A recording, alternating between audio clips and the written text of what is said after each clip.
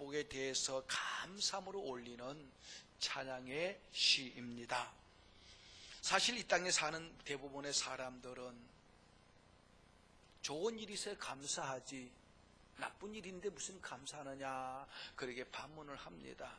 감사하십시오 그러면은 감사할 거리가 있어야지 라고 그렇게 말합니다. 힘들고 어려운데 무슨 감사를 하느냐, 감사할 것이 없다라고 말한 사람이 거의 대반입니다. 그런데 지난 이 시간에 제가 말씀드렸던 것처럼 하나님의 자녀들에게는 고난이 축복의 통로라 그랬죠. 하나님께서 우리의 복을 주실 적에는 고난을 먼저 보내십니다. 다시 말하면 하나님의 은혜와 축복은 고난의 포장지에 쌓여서 우리에게 주어지기 때문에 그 포장지만 보고 겁을 내고 도망가는 사람이 있습니다만, 그러나 믿음으로 그 포장지를 뜯어보면 그 속에는 한없는 은혜와 축복이 감추어져 있다고 말했습니다. 그러므로 하나님의 자녀들은 고난을 당해도 감사할 수 있어야 됩니다. 오늘 이 하나님 앞에 감사와 찬양의 시를 올렸던 하나님의 종 다윗도 그는 하나님께부터 받은 은혜와 축복도 많았지만 또 반면에 세상 사람들이 감당할 수 없는 또 많은 고난과 환난을 당했던 사람입니다.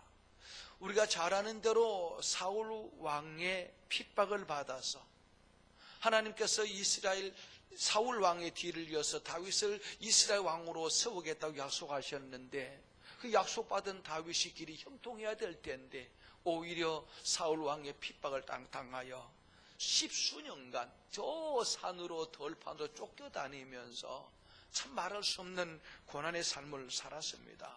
그런가 하면은 그가 이스라엘의 왕이 된 후에도 끊임없는 외세의 침략을 받아서 거의 그는 전 생애를 전장에서 보냈다 할 만큼 참 그 다윗 왕은 편한 날이 별로 없었습니다. 그런가 하면은 장남인 압살롬이 세상에 쿠데타를 일으켜서 아들에게 왕권을 찬탈당하고 도망치는, 그래서 생명 위협을 당하는 그런 기가 막힌 일도 겪어야만 했습니다. 뿐만 아니라 그 자신이 죽을 병에 걸려가지고 거의 숨을 거둘 만한 그런 위경에도 처했던 적도 있었습니다. 뿐만 아니라 두 아들을 먼저 세상에서 이 세상에 떠나보내는 그런 고통을 당했습니다. 그런데 오늘 이 시편 103편 다윗의 찬양시를 보면은 그가 그렇게 많이 가슴 아팠던 경험들, 그 고난과 환난에 대한 원망이나 불평을 찾아볼래야 찾아볼 수 없고 그의 영혼 깊은 곳에서 우러나오는 감사가 넘치는 그의 아름다운 신앙의 모습을 볼 수가 있습니다.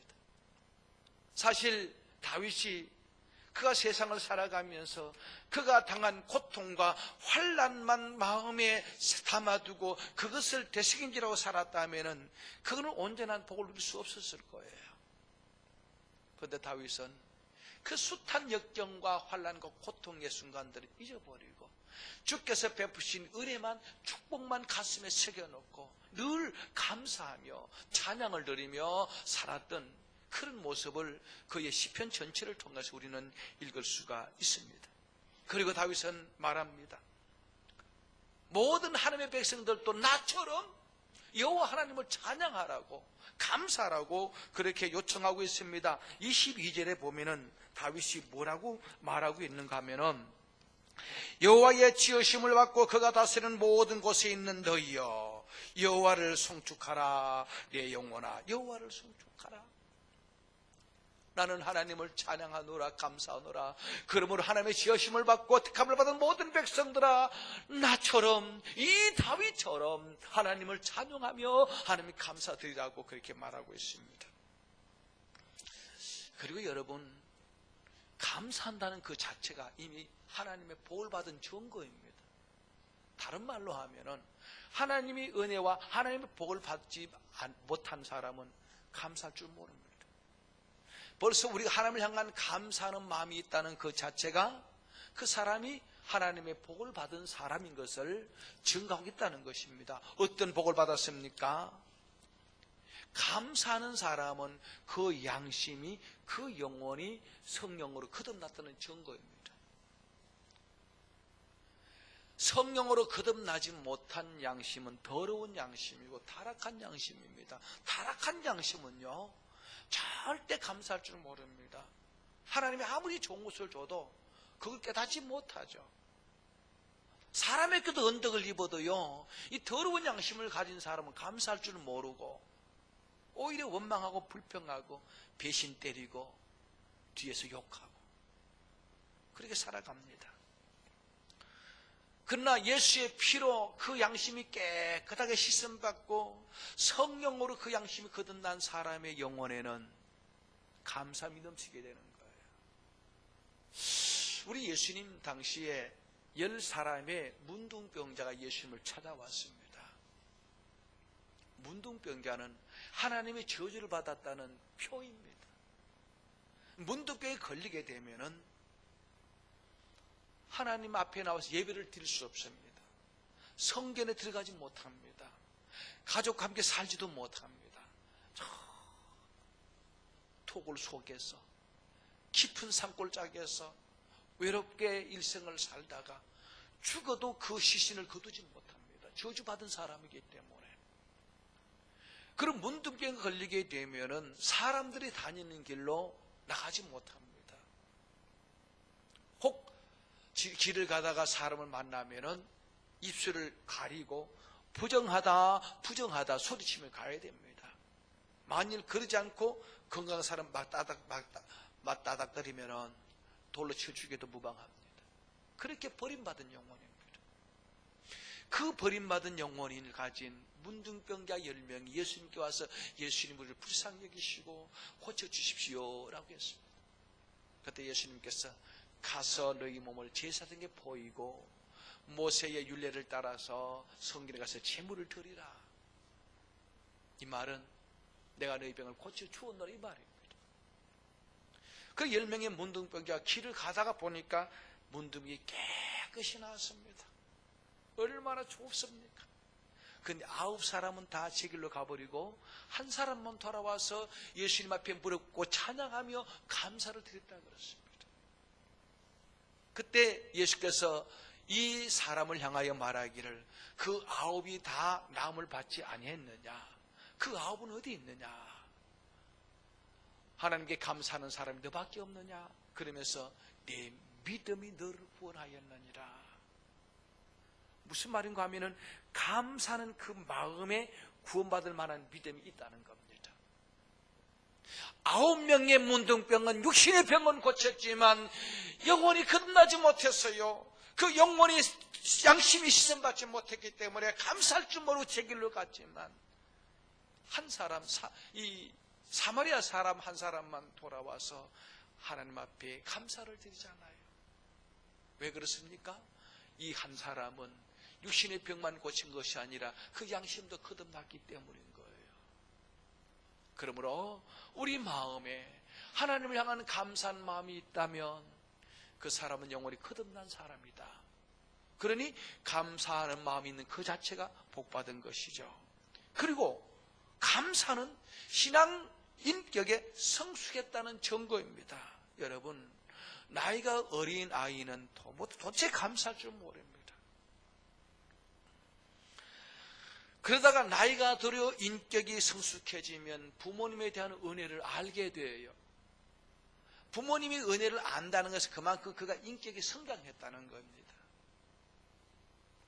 그래서 그때부터 부모님께 효도할 줄 알고 감사할 줄 알죠. 요즘 이 시대는 참 부모에 대해서 감사할 줄 모르는 시대입니다.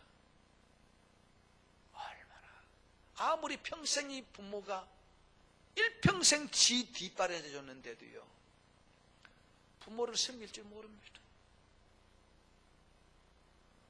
자식이 아무리 여럿이 있어도 나이가 좀 힘께나 있으면은 부모님께 뭐 얻어먹을 거 있었으면은 자주 찾아오기도 하고, 또 애기 봐달라고 자주 친정 엄마를 자기 집에 와서 살아라 그러고, 그러다가 나이가 들어서 기력이 떨어지면 다 보냅니다. 모시기를 싫어합니다. 배은망덕하기가 유만부덕입니다. 왜 그런 줄 압니까? 나이는 어른이 되어도 그 인격이 미성숙했기 때문입니다. 양심이 타락했기 때문입니다. 그러나 신앙이 깊어지고 하나님의 사랑을 알수록 성도의 마음속에 감사가 넘쳐나게 되는 거예요. 그리고 하나님의 축복은 신앙의 성장과 비례해서 주어지기 때문에 우리가 하나님을 향한 감사한 마음이 있다면 그만큼 신앙이 성숙했다는 증거요, 성숙한 만큼 더 풍성한 복을 받아 누릴 수 있기 때문에 감사하는 마음을 가진 그 자체가 복을 받은 겁니다.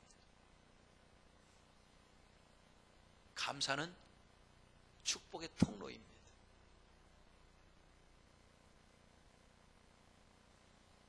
하나님이 우리에게 복을 주시기 원하지만 하나님의 우리의 신앙이 미성숙했기 때문에 줄 수가 없는 거예요.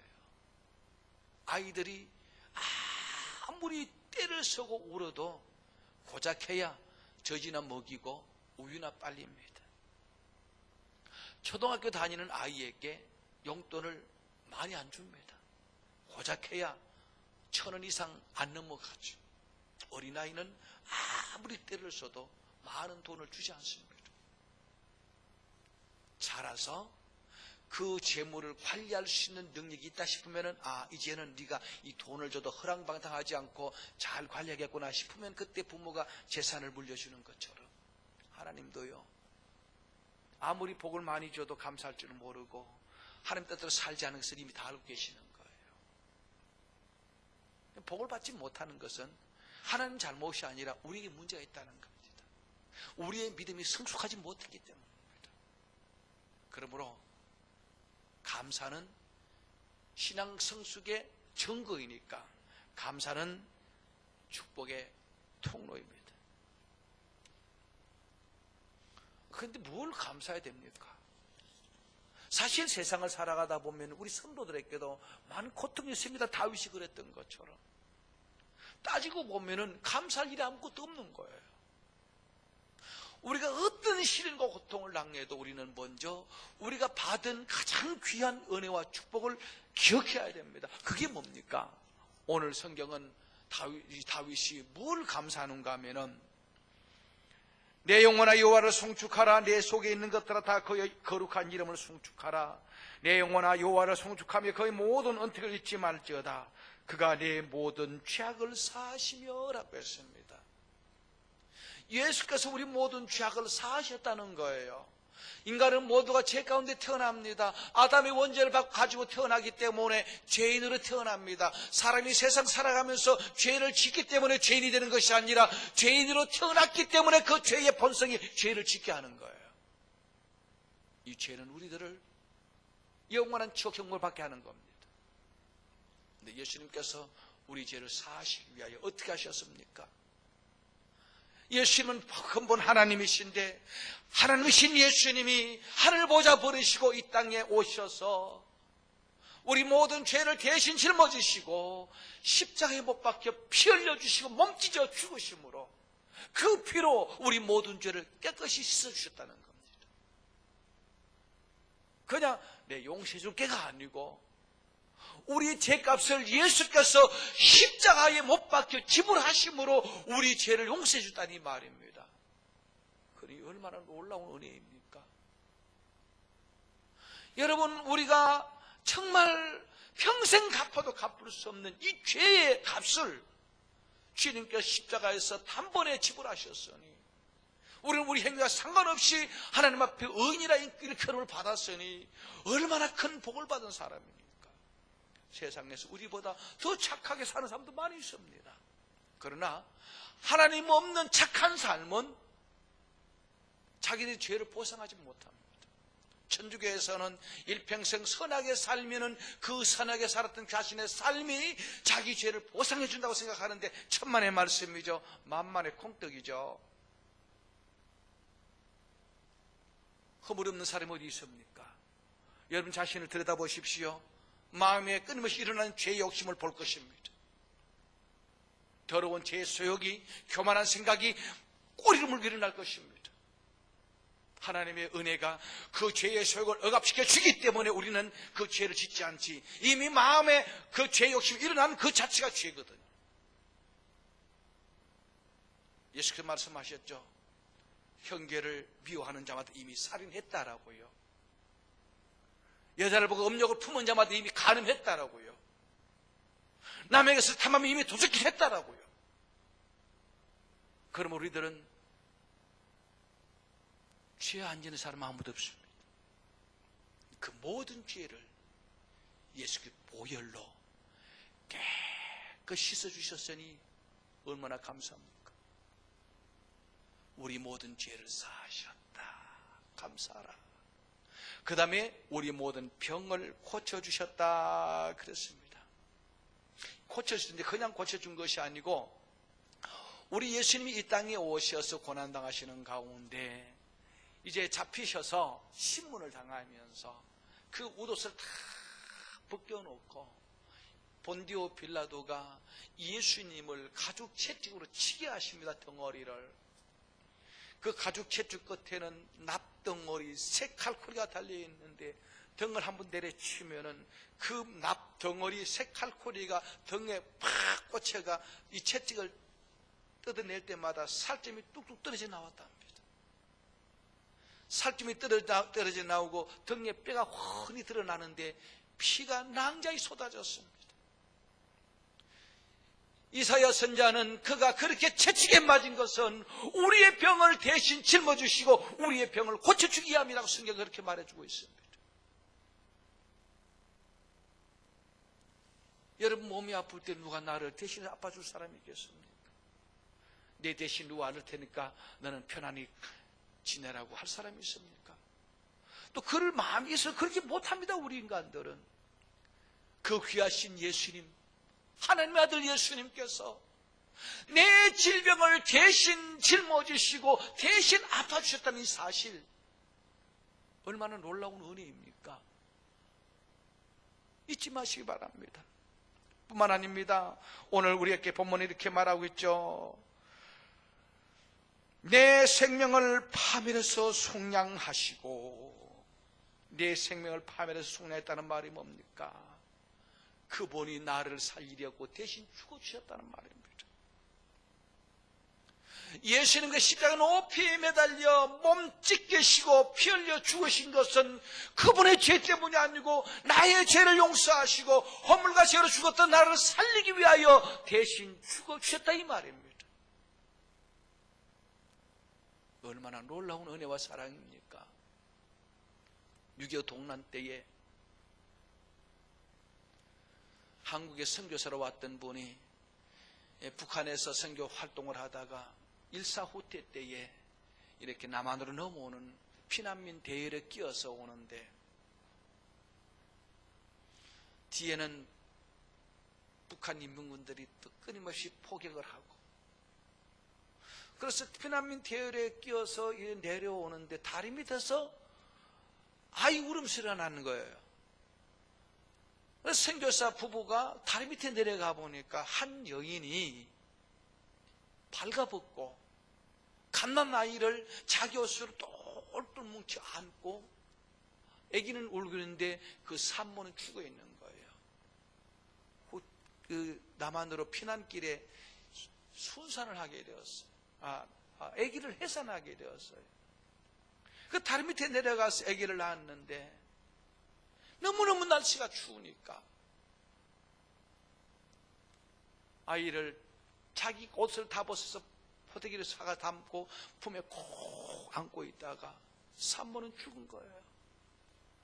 그래서 선교사 부부가 그 아이를 데리고 미국 건너가서 입양해서 키운 겁니다. 자라면은 피부가 다르잖아요. 미국 사람과 한국 사람이. 그래서 결국 출생의 비밀에 대해서 알고 싶어서 자기 양부모에게 말했습니다. 내가 누구냐고.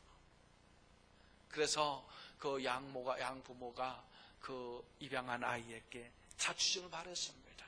6.25 동란 때 네가 그렇게 해서 내 엄마가 죽고 네가 이렇게 다시 네가 혼자 살게 되었다. 그래서 우리가 너를 데려와서 키웠다.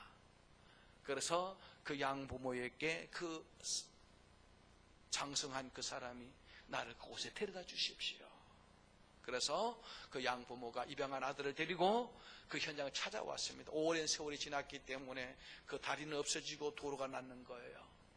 그래서 그 양부모가 아마 여기 좀 될 것 같아 라고 말하니까 그 아들이 자기 옷을 벗어서 그 자리에 덮어주면서 어머니, 날 살리려고 어머니 죽어주셨습니까? 어머니 얼마나 추우셨습니까? 어머니 얼어 죽어가면서 나를 감싸서 얼마나 추웠겠습니까? 하면서 옷을 벗어서 그 자리를 덮어주었다는 거예요. 만일 어머니가 대신 죽어주지 않았다면 자기도 살아날 수 없을 텐데 그 어머니의 사랑을 생각하니까 통곡하면서 울면서 그 땅에 옷을 벗어주었다는 겁니다. 하나님의 아들 예수님이 나 살리려고 대신 죽어주셨는데 십자가에 높이 말려 몸짓기시고 피 흘려 죽어주셨는데 그 주님 앞에 어떻게 원망할 수 있겠습니까? 어떻게 불평할 수 있겠습니까? 아무리 힘들어도 아무리 답답한 일 당해도 주여 날 위하여 죽으셨습니까? 일평생 감사해도 그 은혜 다 갚을 길이 없는데 웬 말인가 날 위하여 주 돌아가셨나 이 벌레 같은 날 위해 주 보혈 흘렸네 늘 울어도 주님 은혜 못 갚을 줄 알아 몸 밖에 드릴 것 없어 이 몸 바칩니다. 여러분, 날 위하여 몸 찢기시고 피 흘리시고 죽으신 그분의 사랑을 잊지 마시기 바랍니다. 감사하며 사시기 바랍니다. 찬양하며 사시기 바랍니다. 그분 앞에 절대 원망하지 마세요. 뿐만 아닙니다. 오늘 성경은 이렇게 말하고 있습니다. 인자와 긍휼로 관을 씌우시며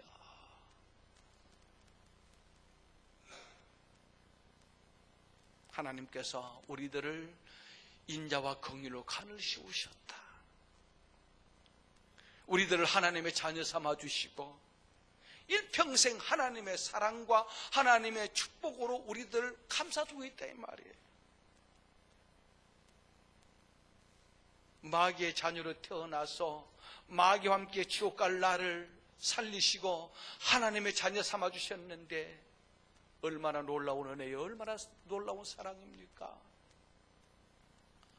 그러므로 우리들은 하나님의 은혜를 생각하면서 감사하며 사시기를 바랍니다.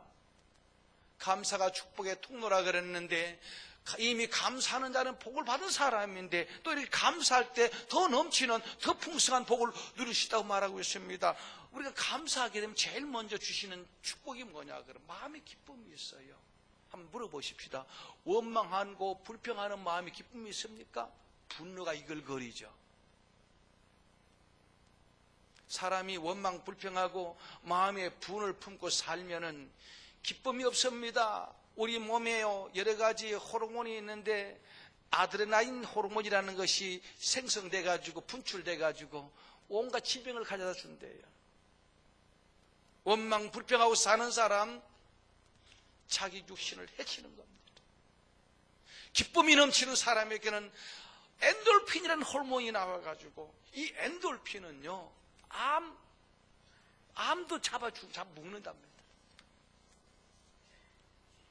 우리 마음에 감사가 넘치게 되면은 여기에 겸하여 기쁨이 넘치게 됩니다. 기쁨이 넘치게 되면은 우리 삶에 놀라운 은혜와 축복이, 그래서 그런 말이 있잖아요. 웃음 만복래.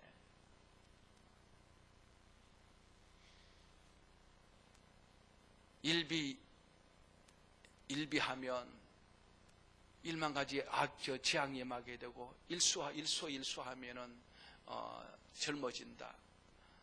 한번 웃을 때마다 더 젊어진다 그랬어요. 그래서 기쁨이 넘치게 되면 동시에 우리 몸에 치료의 효과가 나타나게 됩니다. 병이 걸려도요, 기쁨이 넘치는 감사한 마음을 살게 되면은 병이 치료받게 되는 것입니다. 2차 대전 때에 일본 군인이 전장에 나갔다가 일본이 패전하고 이제 고국에 돌아오니까 고국에 있는 사람들은 흥청망청 살고 그야말로 막 캐세라 하는데 너무 억울한 거예요. 분통이 터지는 거예요. 나는 나가서 전장에 나서 목숨 걸고 싸웠는데 이 남아있는 사람들은 저렇게 사는 거 보니까 너무 억울하고 분해가지고 맨날 원망하고 불평하고 분을 품고 살았더니 갑자기 눈이 시력이 잃어버린 겁니다. 앞이 보이지 않는 거예요. 그래가지고 이 병원 저 병원 다 찾아다녀도 원인을 알 수 없는 겁니다. 백내장, 롱내장 같은 수술하면 될 텐데 그냥 시력이 없어지는 거예요. 앞이 안 보이는 거예요. 그러니까 누구의 소개를 받고 정신과 의사를 찾아갔더니 정신과 의사가 가만히 여러 가지 이야기를 듣다 보고 당신 병 고치는 방법이 딱 한 가지 있다라고. 어떻게 하면 고칩니까? 이제 오늘부터 나가서 사람을 만나거든 감사합니다 그렇게 하면서 살아나가는 거예요. 분통이 터지는데 어떻게 감사가 나오겠습니까? 당신 그 방법 외에는 다른 방법이 없습니다. 눈 고칠 양으로 처음에는 억지로 감사합니다 감사하다고 했는데 언젠가 이 감사하다고 할 때 마음에 막 기쁨이 넘치는 거예요. 원망과 불평이 사라지는 거예요.